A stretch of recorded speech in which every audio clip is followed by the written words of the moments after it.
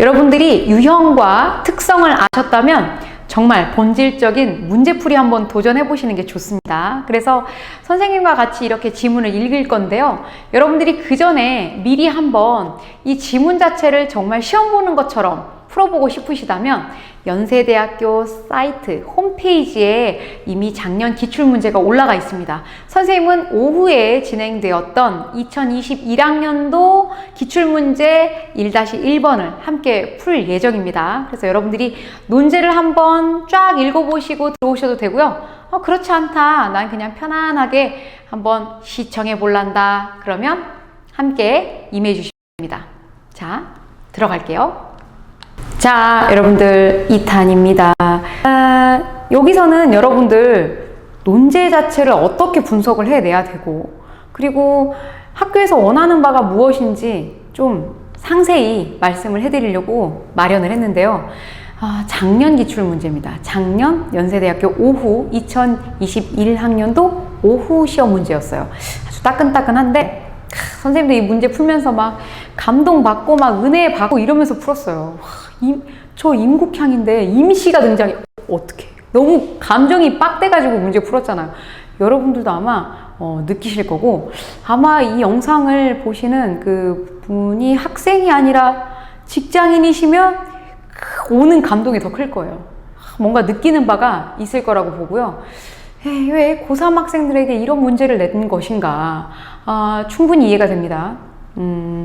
여러분들이 앞으로 대학을 졸업하시고 난 다음에 노동자로 거듭나실 거기 때문에, 그쵸? 그렇기 때문에 노동의 본질적 의미, 과연 그 일과 여가의 균형을 어떻게 잡을 것인가, 그걸 학생들에게 던져주고자 함이 아닐까 싶어요. 그래서 저는 논술 문제 보자마자 텍스트 볼 때마다 정말 배우는 게 너무 많아요. 거의 의식의 교육, 도덕 교육의 수준이죠. 그래서 아마 여러분들 텍스트를 보시면서 좀 재밌다, 이런 좀 흥미를 좀 느끼셨으면 아주 선생님이 의도하는 바를 정확하게 관철한 거라고 볼 수 있습니다. 재밌어요, 논술이. 자, 그러면 보겠습니다. 뭔가 어려워 보이지만 하나도 어렵지가 않아요. 자, 가와 나의 관점에서 이 얘기가 나오는 순간 이미 가와 나는 입장이 대조된다라는 게 보여지는 거예요. 끝났어, 이미. 그러니까 뭐 안 봐도 비디오라고 해, 선생님은 이런 걸.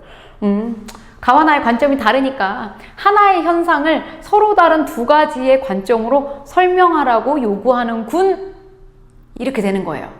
그러니까 이걸 여러분들이 파악한다는 건 뭐 엄청난 뭐 내공의 소유자여야 그런 게 아니라 몇 개만 좀 여러분들이 풀어보시면 감을 잡을 수 있습니다. 설명하라고 했던 거지 평가를 하라고 한 게 아니에요. 평가는 말 그대로 넌 이게 좀 구려, 넌 이게 훌륭해 라는 얘기가 나와야 평가죠. 설명은 말 그대로 객관적인 설명인 것처럼 문장을 서술해 줘야 돼요. 그래서 이게 여차하면 평가로 흘러갈 수 있다는 것 때문에 주의를 좀 해주셔야 됩니다. 정확하게 설명까지만 하는 걸로 할 거고요. 자, 글자 수 배분을 한번 생각을 해볼 거예요. 우리가 논제를 보면 내가 이거를 몇 자를 써야 되겠다라고 감을 잡고 들어가시는 게 좋습니다. 제시문은 3개인데요. 글자 수는 6개. 그러면 앞에 가 요약하고 나 요약하고 마지막에 다 쓰면 되겠구나. 바로 떨어집니다. 자, 여러분들 여기서 요구하고 있는 건 제시문 다의 등장임을 임시의 노동을 설명하라 라고 했기 때문에 설명을 하는 대상에 집중하셔야 돼요. 그러니까 제시문 다의 임시를 설명하기 위해서 가와 나의 관점이 뒷받침 논거로 쓰셔야 된다라는 거죠. 그러니까 문단, 우리한테 요구하고 있는 건 지금 임시의 노동을 설명하는 거 하나인데 지금 가와 나 관점 2가지가 있기 때문에 지금 문단은 2개가 되셔야 되고, 제시문 가의 관점에서 한번 다를 설명해주고 나의 관점에서 한번 다를 설명해주는 이런 방식으로 여러분들이 구성을 해주셔야 되겠죠. 자, 그리고 아주 간단하죠. 제시문 1문단에 가의 관점에서 다 설명하고요, 2문단에 나의 관점에서 설명하는 그런 형태인데요. 자, 보시면 우리가 아까 600자 내외였죠. 그렇기 때문에 내외라는 것은 600자 내외, 그러면은 이게 540자에서 660자까지 감점 없이 채점에 들어간다라는 뜻이에요. 그러니까 여러분들이 660자를 체크를 먼저 해 두셔야 되겠죠. 연필로 샥샥샥 표시해 두시고, 네, 여기까지 넘어가면 날 때리겠어, 이런 마음으로 준비를 하셔야 돼요. 자, 가의 관점에서 다 설명하는 거 선생님은 간단하게 이 부분 그냥 한 300 가면 좋을 것 같고요. 또 이 부분 300 가면 좋을 것 같아요.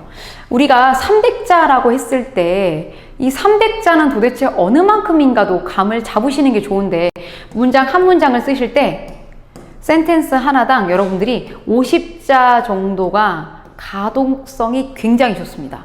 이거보다 더 넘어가면 문장이 너무 길어지고요. 너무 짧아도 글이 조악해 보여요.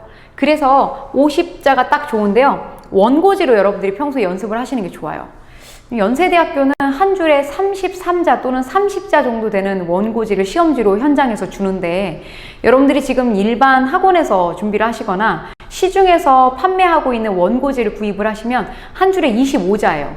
선생님은 그게 연습할 때는 좋다고 생각합니다. 왜냐하면 자주 써보면 이 정도를 썼을 때 문장이 한 50자 정도 되는구나 이 감을 잡을 수 있는데 원고지로는 한 2줄 정도예요. 2줄을 넘어가면 일단 머리에서 빨간불 떠야 돼. 너무 긴 거 아닌가? 뭐 당연히 50자가 안 되게 한 40자 정도로 썼다. 당연히 괜찮습니다. 자, 근데 뭐 문장 하나를 썼는데 한 줄도 끝나지 않은 채 절반 썼는데 끝났어. 야, 이건 너무하잖아. 그러니까 여러분들이 글자 수도 한번 고민을 해보시는데 한 문장에 50자다. 그러면 300자를 쓰면 문장 몇 개? 그렇죠. 대답을 하셨죠? 6개. 문장 6개를 구현을 하시면 여러분들이 300자를 쓸 수가 있거든요. 문장 6개인데 우리가 써야 되는 건 제시문 가와 제시문 다 2개잖아요.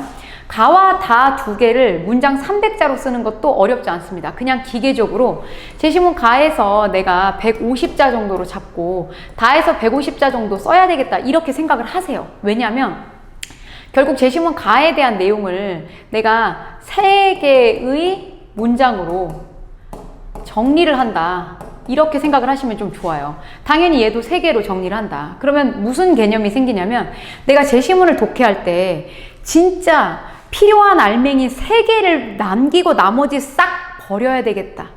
아시겠죠? 왜? 이 제시문 전체를 다 가져올 수 없잖아요.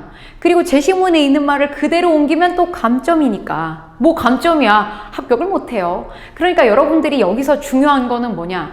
제시문 자체의 핵심 포인트를 정확하게 잡으셔서 내가 이 3개로 압축을 하겠다라고 하는 요약 연습 필수겠죠. 그러니까 논술은 기본이 요약이에요.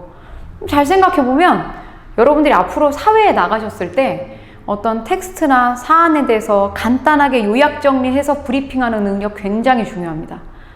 부모님께 여쭤보세요. 회사에서 PPT 써가지고 발표하고 이런 일들 너무 많아요. 그래서 대학에서 진짜 필요한 교육을 정말 많이 하는 거예요. 거의 뭐 직업훈련 수준이죠. 그래서 여러분들이 지금 여기서 중요한 건 내가 시험 문제를 풀 때 이런 기초적인 개념을 좀 알고 가면 좋겠다. 뭐 학원에서 다 배우기는 합니다만 내가 처음엔 논술이 조금 접근하기가 어려워서 혹은 논술을 하려는 시도를 못하는 경우들이 있잖아요. 그런 친구들에게는 좀 좋은 정보라고 생각을 합니다. 자, 요건 이제 기본으로 알아두시고 우리는 문단을 2개로 갈 거다라는 개념만 기억하시면 됩니다. 그럼 본격적인 제시문으로 넘어가 볼게요. 자, 우리 첫 번째 지문 시작했습니다. 우리 문제 기억나시죠? 제시문 가나의 관점에서 다의 임시의 노동을 설명하는 거예요. 가와 나의 관점 무엇인지 생각하셔야 되는데 그 전에 선생님 뭐라 그랬어요? 제시문 가와 나의 관점에서 2가지 관점이나 줬어? 하나의 현상을 설명하는데 2가지 관점은 절대로 같을 수가 없어요. 그래서 무조건 거의 대조가 되는 경우가 일반적인데 시험 문제를 그렇게 출제를 합니다. 그런데 가에서는 도대체 어떤 관점, 어떤 현상을 바라보는 어떤 시각, 그게 어떤 쪽이냐라는 거죠. 그리고 모든 논술고사가 그런 것 같아요. 예를 들면 시험 문제에서 대학 시험고사에서 이런 논술고사 이런 주제가 나오기도 합니다. 지금 선생님 유튜브 영상을 찍고 있는데요. 유튜브가 주제가 되었어요. 그래서 요즘 초등학생들 꿈이 1인 미디어, 유튜버가 꿈이다. 이런 시대가 되었다. 선생님이 엊그저께 또 읽은 기사문은 또 뭐였냐면, 그러니까 선생님 어렸을 때는 막 거의 유튜브 이런 게 없었기 때문에, 너 몇 살이니? 너무 올드하다, 야. 그런데 그랬기 때문에 그 메인 방송밖에 없었어. 그래서 이 공중파 방송, 그래서 뭐 옛날에 진짜로 내가 초등학교 막 그럴 때 막 모래시계라는 그 영화가 있어. 나 떨고 있니? 그거 알아요? 모래시계는 안 봤어도 그건 알지 않아? 넌 내 여자니까 뭐 이거 있잖아. 아주 너무 재밌었던, 선생님 어렸을 때 봤는데 너무 재밌었어요. 고현정이 너무 예쁘게 나왔거든요. 근데 거기서 시청률이 67%. 거짓말 같죠? 그래서 모래시계 타임이라고 할 정도로 직장인들이 조금 술 먹다가 집에 갑자기 막 돌아가고 이랬대요. 그때 분위기가. 근데 지금 시간 맞춰서 볼 필요가 없죠, 유튜브가. 그래서 여러분들이 원하는 방송들이 쫙 이렇게 나래비를 세워져 있고, 여러분들이 골라서 보시면 되는, 내가 보고 싶을 때 내 스케줄에 맞춰서 보는 거죠. 그 유튜브가 상당히 좋다라고 하는 제시물이 나와요. 그런데 반대 제시물이 또 나와요. 뭐가 나올까? 유튜브 때문에 사람들이 파편화되고 있다는 얘기가 나와요. 왜? 내가 보고 싶은 것만 보잖아. 나랑 생각이 다른 거 아예 채널에서 지워버리고 내가 보고 싶은 것만, 내가 생각하고 있는 방향과 똑같은, 그리고 내가 원하는 것만 주구장창 보게 돼 있죠. 그래서 공론화의 장이 사라지게 되는, 상대방의 말, 우리가 다름의 기준을 가지고 있는 사람들의 얘기를 많이 들어야 되는데 그러지 못한다 라고 하는 부정적인 측면이 나와요. 그런 의미에서 논술교육도 서로 상반된 관점들을 자꾸 객관적으로 분석할 수 있는 능력, 그걸 원하는 것 같아요. 그래서 이 노동이라고 하는 것의 포인트가 두 가지 관점으로 나올 건데, 당연히 뭐예요? 하나 노동이 좋고 나쁘고 둘 중에 하나 라는 걸 머릿속에 생각을 하고 독해를 하시는 게 수월하다는 거죠. 아시겠죠? 자, 그러면 본격적으로 노동이란 인간 존재의 근본적 행위.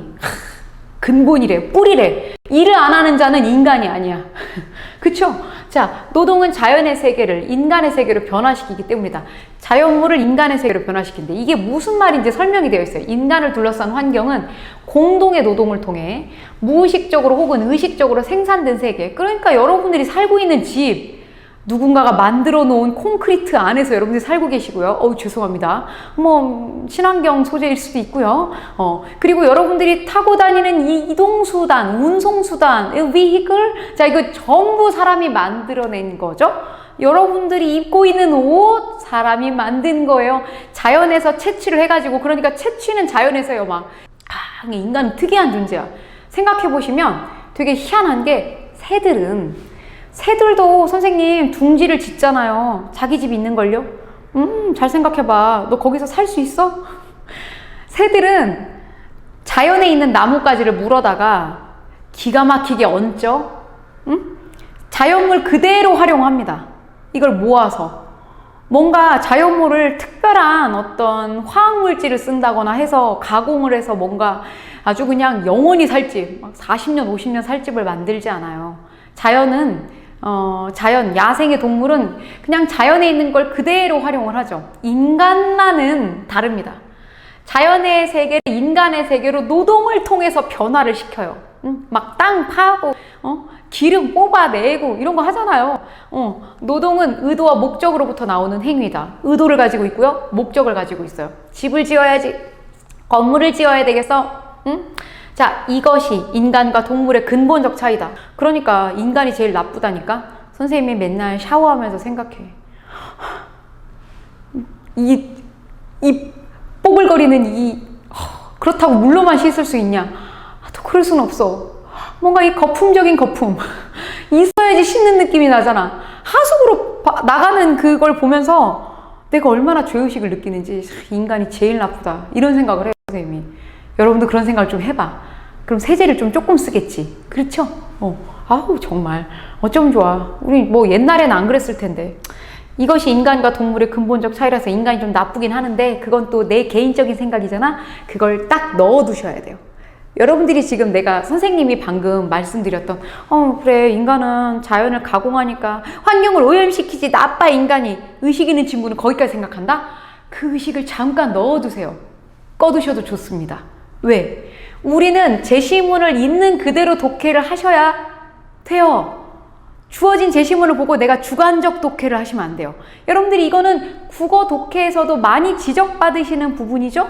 있는 그대로 독해하셔야 됩니다. 여러분들의 사변적인 생각 다 그냥 두셔야 돼요. 자, 그러니까 이거는 인간이 나쁘다는 얘기가 아니야. 동물하고 다르다라고 강조하는 것일 뿐이죠. 인간은 자신의 욕구를 오직 의식적이고 계획적인 활동을 통해서만 충족시킬 수 있다. 그러니까 인간은 의식적이고 계획적으로 뭔가 자연을 뭔가 노동을 통해서 계속 가공을 하죠. 이 중에 선생님이 필요한 아주 중요한 부분, 다 중요하다는 거지 지금. 사실 다 중요해요. 그런데 여러분들이 선생님이 이렇게 체크한 거는 뭐냐면, 현장에서 선생님이 수업 자료를 나누어 드리는데 그 수업 자료는 뭐냐면 다 이런 것들입니다. 자, 제시문을 그대로 갖다 쓸 수는 없잖아.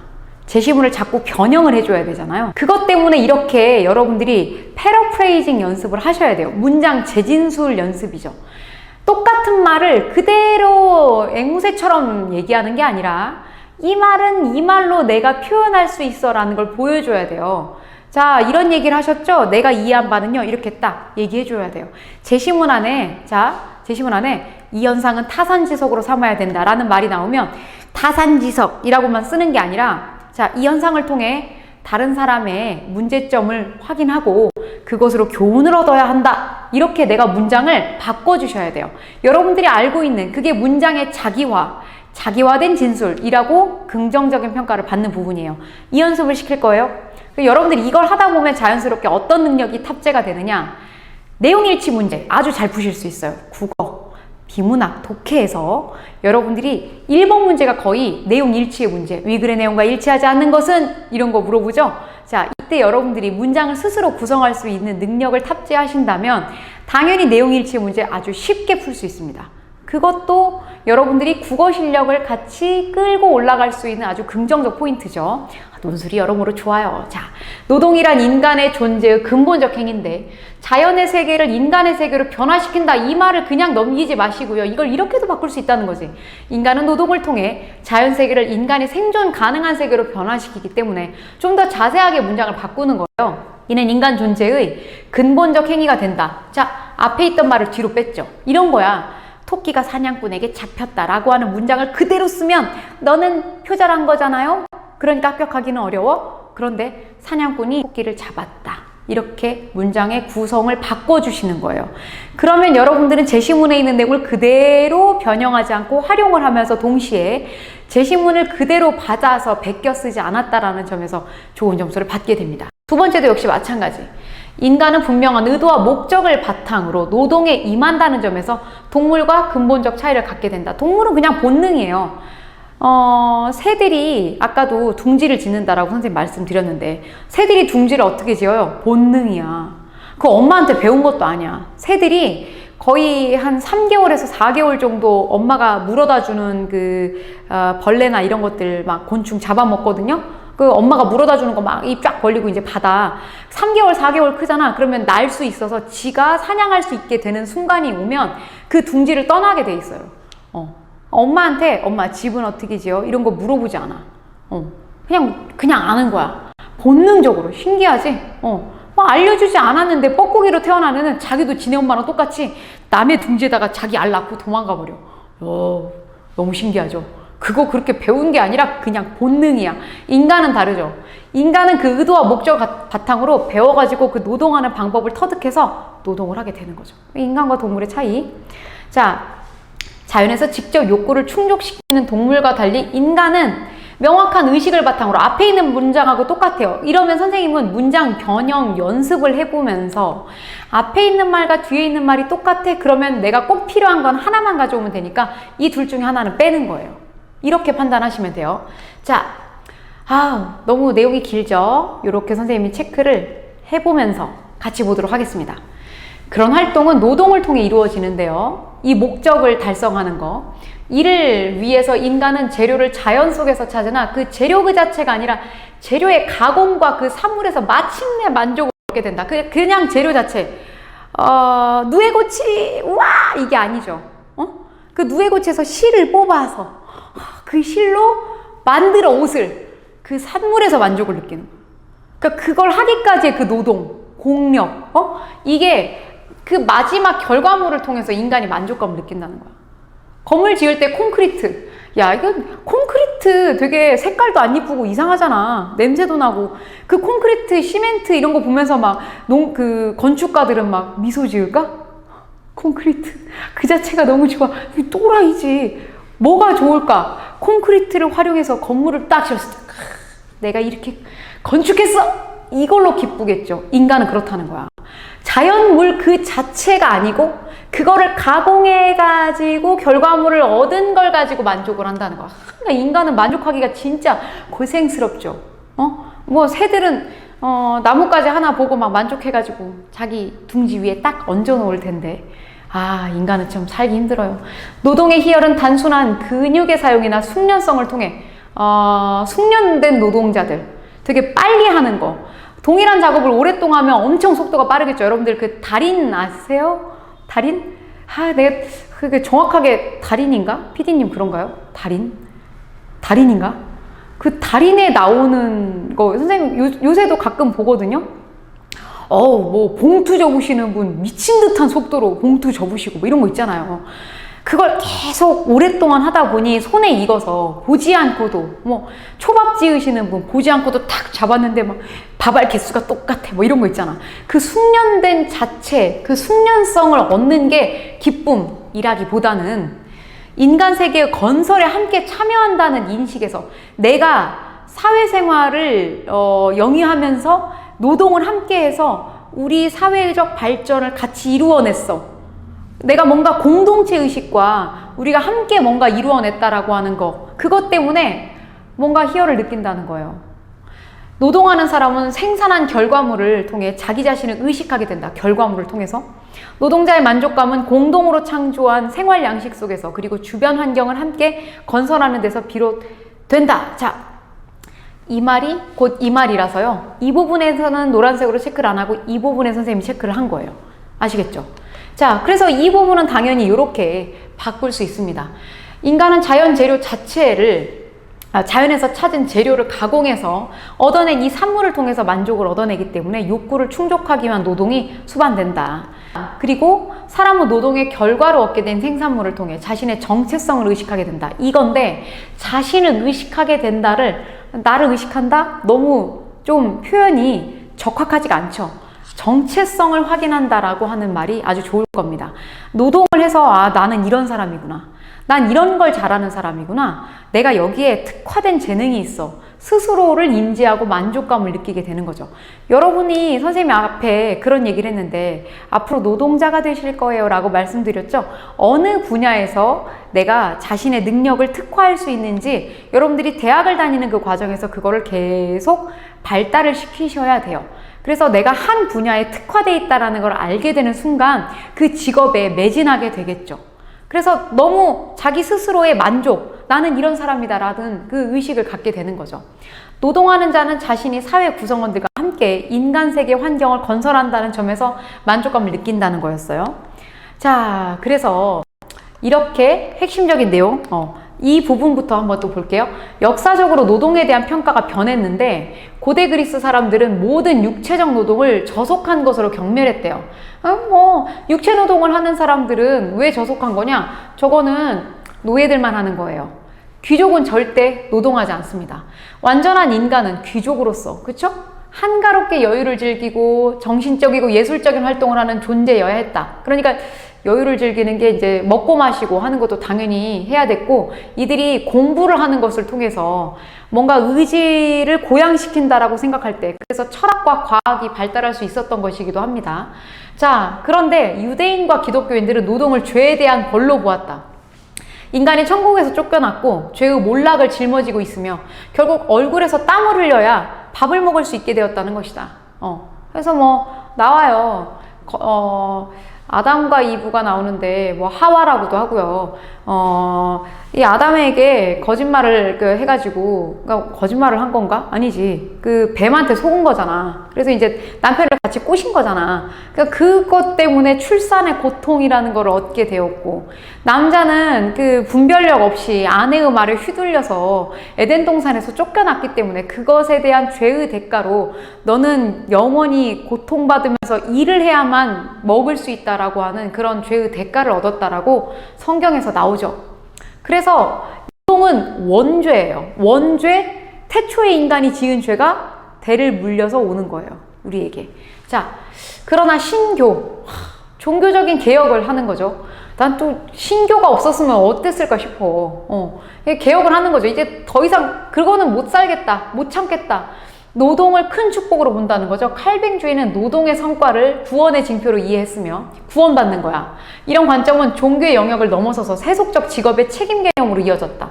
그러니까 왜 구원의 징표냐면, 선생님이 아까도 말을 했지만 뭔가 어떤 노동을 했을 때 그 대가를 얻는다는 거는 결국 신의 은총이기 때문에 신의 은총으로 나의 어떤 달란트가 형성이 되는 거고, 나의 어떤 능력이 형성이 되는 거고, 탤런트라고 하는 그 표현. 그래서 여러분들이 가지고 있는 그 능력을 어떤 분야에 집중적으로 활용을 해서 결과물을 얻어내면 그건 곧 신의 축복인 거예요. 그래서 그 산물의 10분의 1을 또 신에게 바치는 그런 어떤 종교적인 어떤 인식이 확립이 되는 거죠. 그래서 왜 성경책에 부자가 천국 가는 건 낙타가 바늘길을 통과하는 것보다 어렵다, 뭐 이런 구절도 있지만, 결국 열심히 노동을 해서 그 노동의 산물로 신께 영광을 돌리는 것 또한 굉장히 은혜로운 일이다 라고 하는 것이 신교 이후의 사람들의 인식이에요. 그래서 부자에 대한 부정적인 인식을 깬 게 말하자면 그 신교들의 핵심적인 요소죠. 미국 사회는 그 기틀을 바탕으로 형성이 됐다고 봐도 과언이 아닙니다. 자, 노동이 축복이고 존엄이며 인간의 가치 척도라는 인식은 인간의 가치, 열심히 노동해서 내가 그 직업에 대한 소명의식과 책임의식이 있다면 인간의 가치가 올라가는 거예요. 나에게 맡은 일이 무엇이든지 간에 내가 최선을 다해서 나의 역할을 다하면 인간의 가치는 올라가고 존엄성도 드높여지는 거예요. 당연히 신의 구원의 징표이자 신께 영광을 돌리는 유일한 방법이 되기도 합니다. 여기에는 일하지 않는 사람은 먹지도 말아야 한다는 당위적인 요구와 일함으로써 절망하지 않는다는 내면의 축복이 포함된다. 그러니까 노동이 곧 기쁨이 되고 축복이 된다는 거죠. 무의도식하면 큰일 나는 거고요. 그래서 이제 이 앞부분이 굉장히 중요한 핵심 포인트여서 선생님이 이렇게 문장을 바꿀 수 있습니다. 현장에서 선생님이 이거를 프린트로 다 정리를 해서 드리기 때문에 뭐 열심히 이거를 필기를 한다거나 받아 적거나 그럴 필요 없어요. 집중하시면 됩니다. 선생님이 말씀드렸던 핵심적인 내용이기 때문에 패스를 하고요. 제시문 나를 한번 보겠습니다. 우리 정리됐죠? 제시문 가에서는 노동을 굉장히 숭고하고 존엄한 축복의 의미로 받아들이고 있음을 역사의 변천과 노동의 본질적인 의미를 제시하고 있습니다. 자, 제시문 나에서 인간은 창조된 일에 처음으로 자신이 풀어야 할 진정 영구적인 문제와 맞닥뜨리게 될 것이다. 영구적인, 끝없이 문제야. 이게 뭘까? 절박한 경제적 걱정에서 해방된 상황을 어떻게 활용할 것인가? 이 제시문에서는 전제가 뭐가 깔려 있냐면 경제적 걱정에서 해방된 상황이라고 전제가 깔려 있어요. 자, 이거는 어떤 거냐면 결국에는 여기 경제적인 걱정에서 해방된 상황이라고 전제가 되어 있어요. 뭐냐면 과학과 축적된 자본, 지금 현 시대를 생각을 해보는 거예요. 그러니까 지금 자본주의 하에 경제 성장을 이루은 상태. 그러니까 뭐 물론 지금 지구촌의 어느 한쪽에서는 여전히 너무너무 최빈 국가들이 있죠. 그렇지만 보편적으로 우리는 과거보다 더 많은 부를 축적을 한 건 사실이잖아요. 그래서 여러분들이 스스로 개념을, 의미를 발동시키지 말라고 말씀드렸죠? 아, 이거 읽으면서 이거 아닌데? 무슨 절박한 경제적 걱정에서 뭐 해방됐어? 이거 아닌데? 라고 가지 마시고 온전히 이 학자가 된 것처럼 빙의해서 읽어주세요. 그래서 이 사람이 쓴 말을 그대로 흡수하셔야 돼요. 우리는 뭘 또 생각하시면서 읽어야 되냐면 제시문 가에서 분명히 전체 주제가 노동인데 노동에 대해서 상당히 긍정적인 인식을 가지고 있단 말이야. 그러니까 노동의 의의를 얘기하고 있어. 그러니까 긍정적이니까 제시문 나는 이것과 반대일 거란 말이에요. 그래서 제시문 나는 얘 부정적일 거다 라고 X표를 치고 시작을 하는데 문제는 뭐냐면 제시문 나가 부정적이다 노동이. 그러면은 노동은 너무 나빠 막 이런 얘기가 나올 것 같은데 이미 자본으로 우리는 굉장히 수준 높은 축적에 이르렀고 그리고 우리는 또 다른 어떤 문제와 봉착을 하게 될 거야. 문제에 봉착할 거야. 노동 얘기를 안 하는 것 같다는 게 조금 처음에 당혹스러울 수 있어요. 그렇지만 전체 주제인 노동에서 벗어나지 않고 여러분들이 집중하셔야 되겠어요. 자, 그래서 이 뒤에 무슨 내용이 나오는지 좀 보셔야 되는데 이 여가라는 얘기가 나왔어요. 아, 그래. 노동에 반대되는 개념이 어떻게 보면 여가죠. 여러분들 여가를 어떻게 사용하고 계세요? 여러분들에게 여가는 공부하는 거죠. 뭐 선생님 엄마가 맨날 그런 얘기 했어요. 공부는 일도 아니야. 너 나가서 돈 버는 게 얼마나 힘든 건 줄 알아? 막 이러면서 네가 나가서 돈을 10원을 벌라고 해. 엄마가 100원을 벌라고 해. 공부만 하라고 하는데 그 좋은 걸 왜 안 하니? 우리 엄마가 맨날. 그래서 내가 돈 벌 테니까 엄마가 공부해. 막 이런 얘기 어렸을 때 했던 것 같아. 근데 돈 벌 능력이 안 되니까 되게 그때 억울했는데 공부가 너무 어려웠어요. 하기도 싫고. 지금 여러분들에게 아마 노동일 거야. 공부하지 않을 때 여러분들 뭐 하세요? 여가. 어떻게 보내는 게 올바른 여가일까요? 아마 확신할 수 있는데 유튜브 보실 것 같은데 아니면 TV 아니면 자 시험 끝나고 여러분들이 뭐 하는지 생각해 보세요. 친구들하고 밥 먹고 차 마시고 영화 보고 수다 떨고 그냥 시내를 휩쓸고 그냥 멀티플렉스에서 하루 종일 놀고 돈 쓰러 다니는 거죠? 그렇잖아요. 노는 게 제일 좋죠, 사실. 근데 어떻게 하면서 노는 게 제일 좋냐면 엄마가 준 돈 쓰면서 노는 게 제일 재밌어. 맞잖아. 아, 진짜. 그렇게 우리 엄마가 그런 얘기 하더라고요. 엄마가 준 돈과 남편이 준 돈이 제일 좋다. 자식 돈은 서서 받는다. 서서 받는다고 얘기하면서 엄청 잘 쓰더라고요. 카드 맨날 뭐야 쇼핑했어 막 이런. 그런데 여러분들이 여가를 어떻게 보내야 잘 보내는 것인지 진짜 이제는 고민해 보셔야 돼요. 왜? 여러분들이 이제 지금은 본격적인 노동자가 아니기 때문에 그냥 사실은 지금 뽀로로잖아. 여러분들이 진짜로 직업 생활을 하시게 되면 여가를 잘 보내셔야 돼요. 쉬는 날을 어떻게 보낼 것인가. 그 얘기예요, 지금.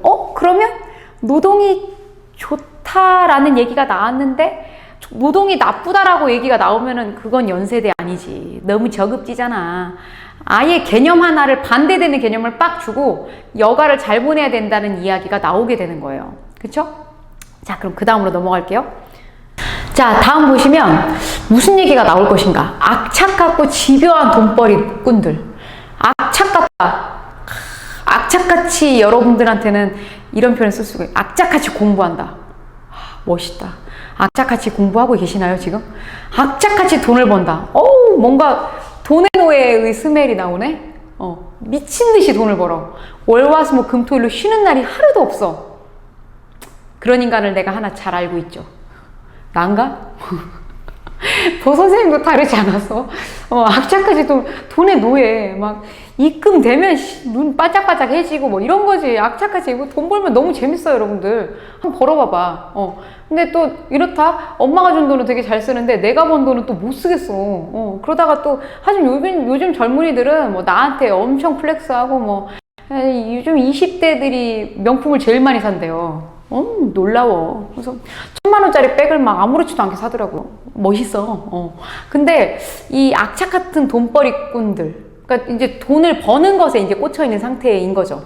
인간을 경제적 풍요의 품으로는 데려다 줄 수 있어. 돈을 많이는 벌 수 있어서 경제적인 풍요의 상태는 될 수 있는데, 하지만 막상 풍요가 왔을 때 즐길 줄 아는 사람들은 삶의 기술 자체를 생생하게 구현할 줄 알고 더 완벽해지도록 가꿀 줄 아는 사람들. 너무 멋있다. 이거 표현이 너무 멋지지 않아요? 그러니까 돈이 많아졌을 때 즐길 줄 아는 사람들.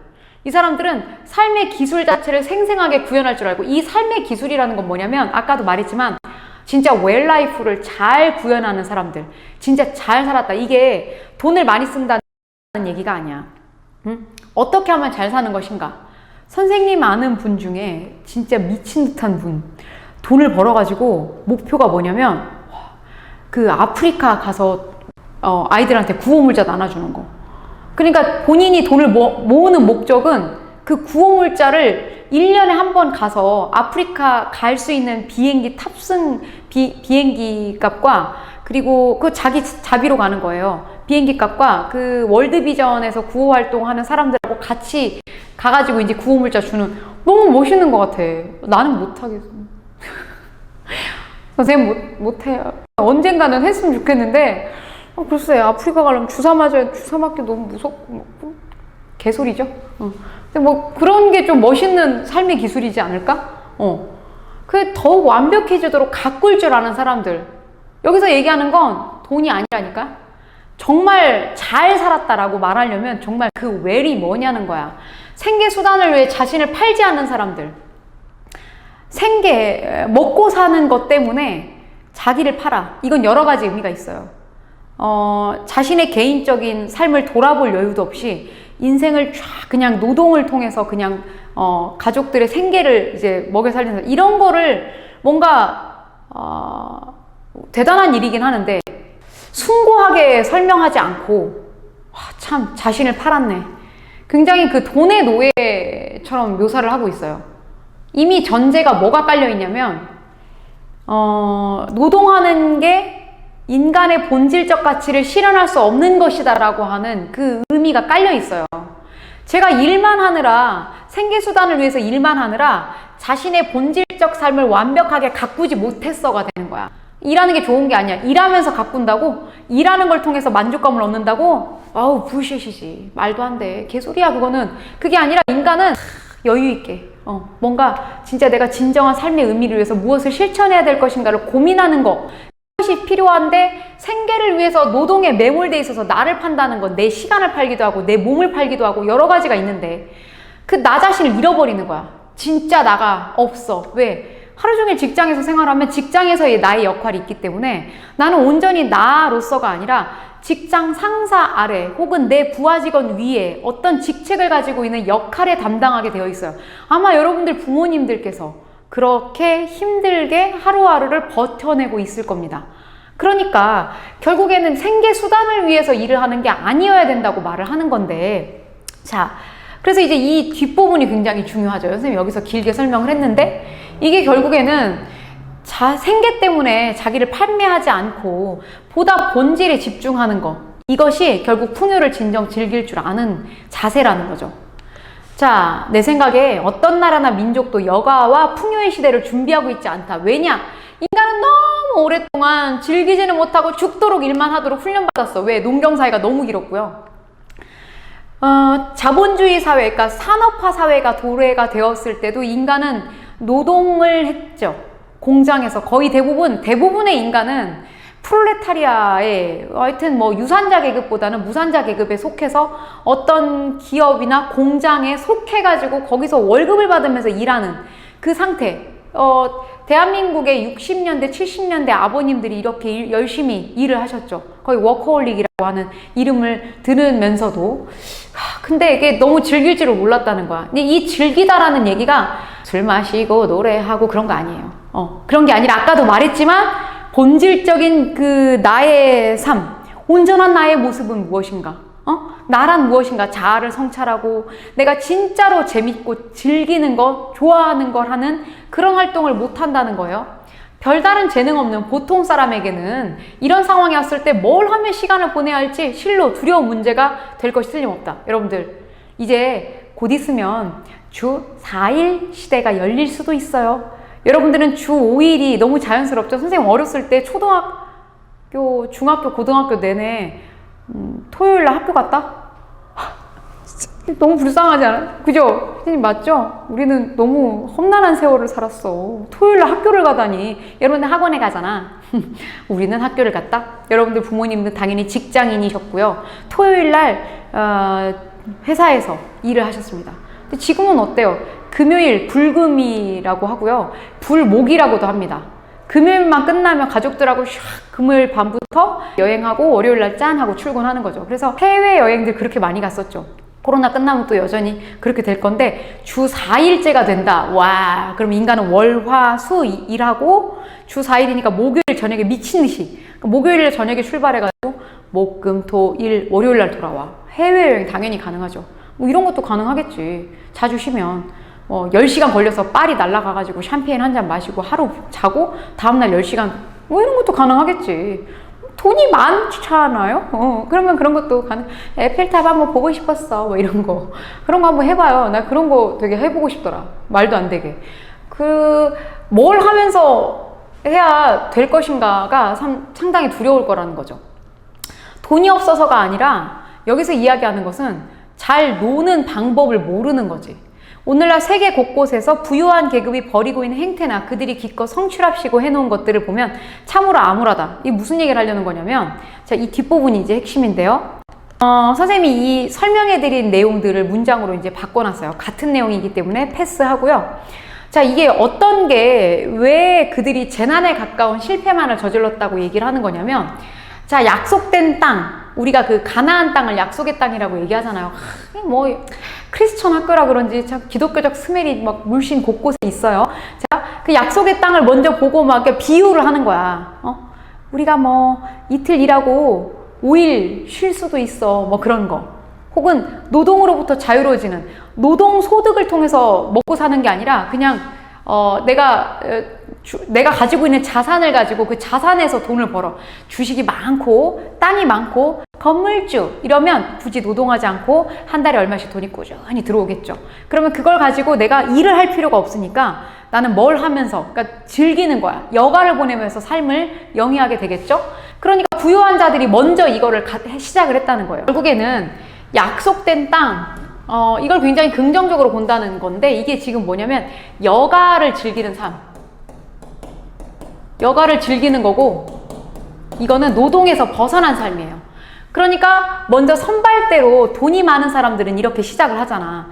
그런데 재난에 가까운 실패를 했대요. 자, 왜 그러냐? 여기서 여러분들이 이걸 생각해 봐야 될 것 같아요. 부유한 자들이 부자들의 여가, 플렉스지. 람보르기니를 가서 깔별로 구매해 왔어. 뭐 이런 거지. 버킨백 깔별로 다들 있지 않아? 뭐 이런 부유한 자들이 하는 짓거리라고는 그저 뭐에만 맹목적으로 집중되어 있다? 소비에만 집중이 되어 있는 거지. 그러니까 우리가 바라는 건 돈을 쓰는 것이 핵심적인 여가의 포인트면 돈을 많이 벌어야 되니까 여가를 즐기려고 미친 듯이 돈을 벌어야 돼. 무슨 말인지 알지? 많이 쓰려고 많이 일해야 돼. 그러면 영원히 노동에서 벗어날 수가 없어. 왜? 여기서는 노동이 안 좋은 거야.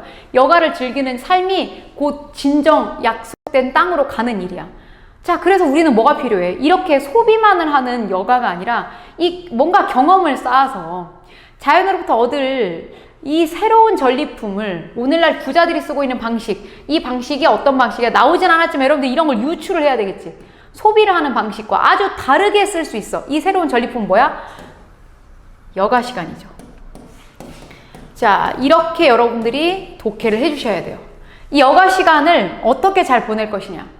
우리가 경험을 하게 되면 부자들이 하지 못하는 방식으로, 부자들이 계획하는 삶과 그런 돈 쓰는 삶과 아주 다른 계획으로 삶을 짜낼 수 있다고 자기는 확신한대요. 근데 이렇게 말하면서 이들이 부러운 건 뭐지? 이렇게 하고 싶은데 나도? 돈 쓰는 삶, 멋있다. 근데 그럴 순 없잖아. 왜냐면 안 된다는 거는 아닌데요. 갑자기 빌 게이츠 같은 부를 얻을 순 없잖아.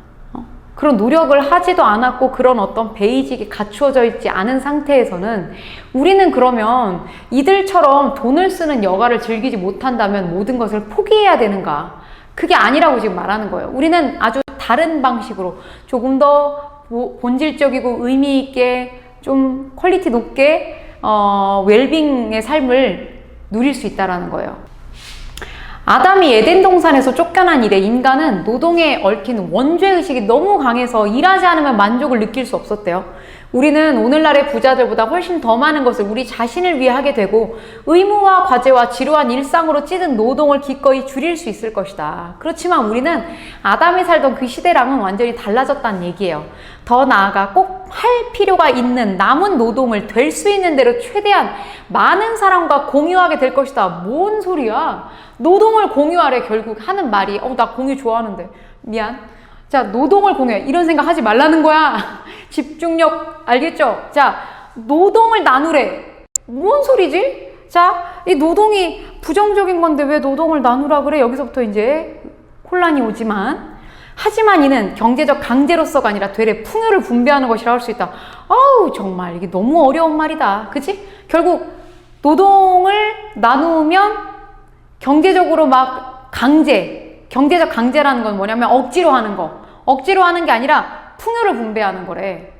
노동을 나누면 풍요를 분배. 선생님도 여기까지 읽었을 때 야 진짜 애들 힘들었겠다. 앞에 제시문 가 읽을 때는 예스 너무 쉬운데 읽다가 제시문 나를 보는 순간 뭐야? 얘네 무슨 얘기하는 거야? 이럴 것 같아.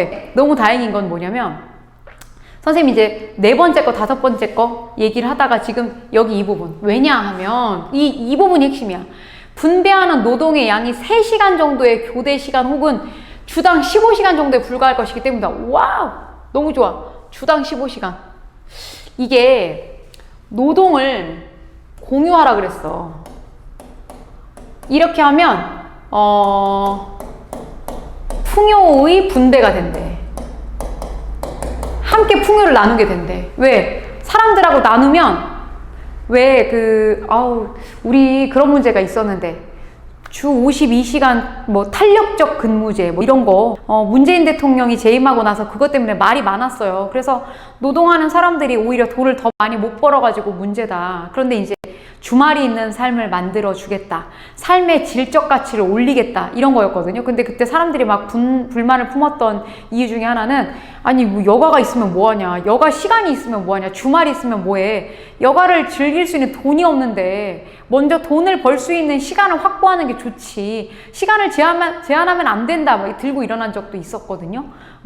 근데 이게 탄력적 근로제를 하게 되면 그러니까 뭔가 분배를 해서 한 사람이 너무나 과도한 양을 일하지 않게 만드는 건데 이게 이제 왜 좋으냐 전제가 있는데 노동을 결국 돈으로만 생각하지 않으면 노동이래.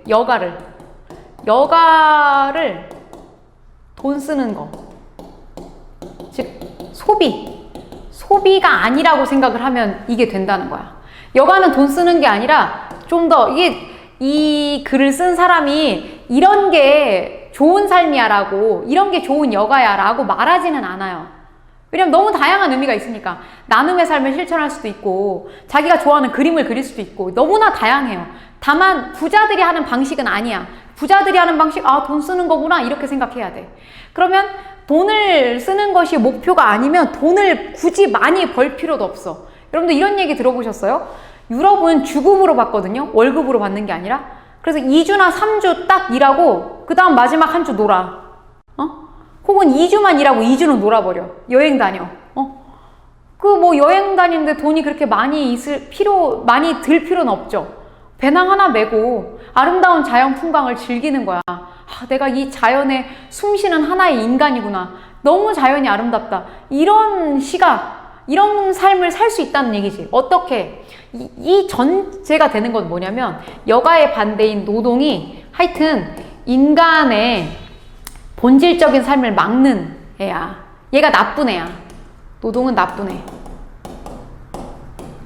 왜냐면 인간의 본질적인 삶을 억압하는 거야. 제시문 가에서는 노동하는 게 본질이래 놓고 그런데 여기서는 여가라고 하는 개념을 주면서 아주 본질적인 삶을 살려면 본질적인 삶을 혹은 뭔가 웰빙을 하게 하려면 어떻게 여가를 해야 된대. 근데 어떻게 하래? 일하는 걸 나눠서 서로 너무 많이 한 사람이 일하지 말고 다 분배를 해. 그냥 주당 15시간. 토요일, 일요일 일 안 하는 거를 따져보면 주당 몇 시간을 일하는 거냐면 약 2시간 정도씩 일하는 거예요. 그러니까 월화수목 약 3시간이죠, 3시간. 토요일, 일요일까지 아예 7로 나눠보면 주당 15시간은 하루에 2시간 한 5분에서 8분. 이 정도면 당분간 모든 문제가 해결될 거야. 무슨 문제? 먹고 사는 문제. 하루에 3시간씩 노동하면 주급으로 해결이 될 거고 노동의 원죄의식이라는 것도 대부분 하루에 3시간 정도면 충분히 달릴 수 있다. 노동하는 게 너무 힘들어. 나는 죄의 대가를 치르는 거야. 라는 것을 3시간 정도만 일을 하면 할만하지 않냐? 이런 거야. 이거 선생님 처음에 뭔 개소리야? 라는 얘기를 생각을 했다가 맞지. 우리 논술 수업 시간이 3시간이거든요, 지금. 근데 선생님이 딱 파이널 끝나고 나서 거의 1월 달에 초반에 한 몇 주, 2주인가? 2주 정도를 3시간만 수업하고 이제 퇴근했거든요. 개 좋은 거야. 너무 좋은 거야. 이 정도면 너무 일하는 게 좋은 거야. 아, 행복해. 선생님 수업하는 거 되게 좋아하는데도 불구하고 12타임, 그러니까 4타임, 3시간짜리 하루에 토요일 날 10시부터 1시, 1시부터 4시, 4시부터 7시, 7시부터 10시 이렇게 일하고 나면 마지막에 4타임 했을 때는 난 누구인가? 여긴 어디? 뭐 이런 생각을 해. 너무 힘들지. 그러니까 몰아쳐서 그렇게 일하는 건 진짜 힘들어요. 근데 하루에 딱 3시간, 선생님이 이제 김영 편입이나 이런 데서 이제 수업을 할 때는 가가지고 수업 한 타임 딱 하고 오거든요. 인생, 삶의 질이 갑자기 이런 매일 일할 수도 있는데 뭐 이런 거의 뽀로로처럼 일하고 온다는 느낌. 즐기면서 일할 수 있어요. 완전 공감했잖아. 그래서 연세된 천재야. 이런 생각을 막 했어. 아, 정말. 그러니까 이게 여러분들이 뭐가 포인트냐면 노동이라고 하는 것이 이제 전제가 부정적이라고 하는 거를 깔고 들어가야 돼요. 노동을 안 좋게 보는 거죠. 그래서 하나는 노동 긍정, 부정이에요. 근데 하나가 또 있다. 제시문 다에 나오는 임시 노동을 파악을 해야 돼요. 가의 관점, 나의 관점 한 번씩. 비 오면 또 다른 머리가 있어요? 비 오는 날엔 아침부터 가리봉동에 가야 합니다. 가리봉동에? 예, 사장님은 몰라도 됩니다요. 아무튼 비 오면 난 가리봉동으로 갑니다. 이게 무슨 말인가 싶잖아요. 이가 잠시 일손을 멈추고 알 수 없는 표정을 언뜻 지었는데 이렇게 힘든 일을 매일같이 계속했으면 비 오는 날 하루쯤은 쉬어야 할 게 아닌가 하고 말해주려다가 입을 다물었대요. 그래, 누군들 쉬고 싶지 않을 거냐는 하루에 2끼는 라면으로 배를 채우는 식구들을 거느린 가장으로서 어메어메. 하루에 2끼 먹는 사람이야. 2끼 먹는 사람이 아니죠. 2끼를 라면으로 때운대. 경제적 궁핍함이 소개가 되고 있고 어찌 비 오는 날이라 하여 아랫목에서 뒹굴기만 하겠느냐는데 생각이 미쳤던 까닭이다. 경제적으로 궁핍하니까 쉬는 날이 없이 매일 노동을 하게 된다는 거죠. 이 부분이 핵심이었어요. 자, 간단하게 여겼던 옥상의 공사는 너무 시간이 오래 걸렸대요.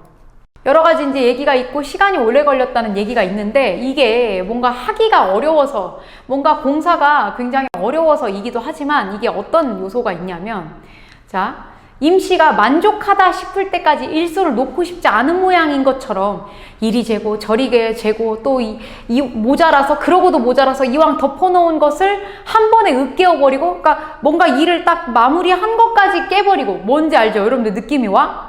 왜 우리 있잖아. 우리가 보기에는 도자기 너무 잘 만들었는데 이건 아니야 뭐 깨는 거. 뭐 장인이야. 그래서 뭘 하는 거 같냐면 옥상에 방수 코팅을 지금 바르는 것 같아. 근데 울퉁불퉁하게 하면은 이걸 깨고 다시 쫙 균일하게 뭔가 빈틈이 없는지 막 샅샅이 확인하고 아침부터 시작해서 하루 왼종일을 하고 밤이 되었는데까지도 끝내지 못하고 지금 계속 일을 하고 있는 거야. 흙손질을 거듭 하고 있어요. 옆에서 보고 있자니 임씨는 도무지 시간 가는 줄 모르는 사람 같아도 아니 시간이 가는데 저렇게 일을 해? 아니 자기 시간 되게 중요하고 대충 일을 끝내고 가고 싶을 거 아니야. 그런데 그게 아니라 시간 가는 줄 모르고 완전 몰입해서 하고 있다는 게 느껴지죠. 자, 몇 번씩 옥상에 얼굴을 디밀고 일의 진척 상황을 살피던 아내도 느낌이 오죠. 어디까지 됐어요? 막 이렇게 보고 가다가 이제 원래 왜 그런 거 있잖아.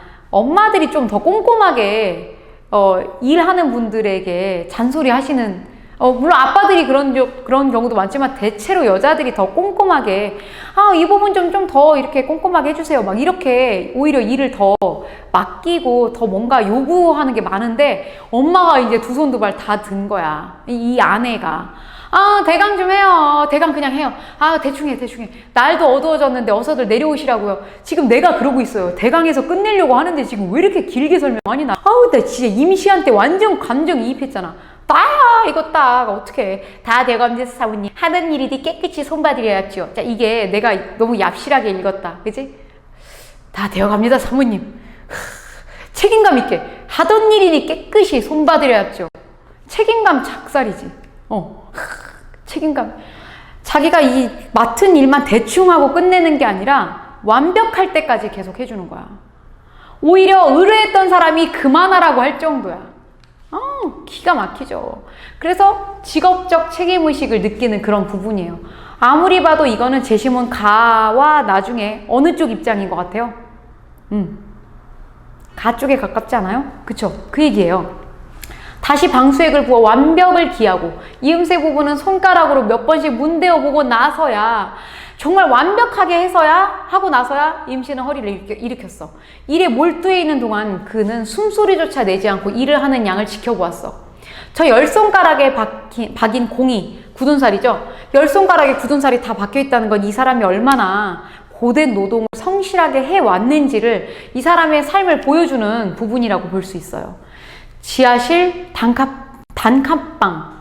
이 사람이 지금 임씨가 이렇게 열심히 성실하게 일하는 사람임에도 불구하고 이 가족이 반지하 혹은 지하실, 반지하도 아니야, 지하실이야. 지하실 단칸방의 생활이 그의 대가라는 거.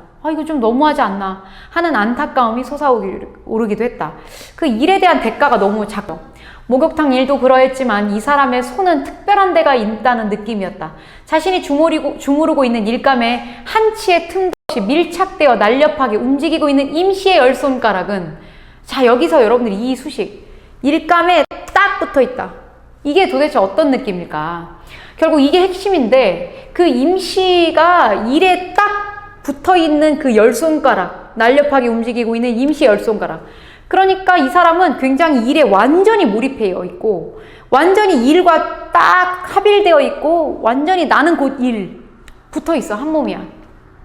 자, 그래서 결국에는 밀착되어 있는 그의 삶 자체가 그의 노동과 다르지 않다. 그러니까 그 삶은 곧 그의 노동이고, 노동이 곧 그의 삶이고, 그런 거죠.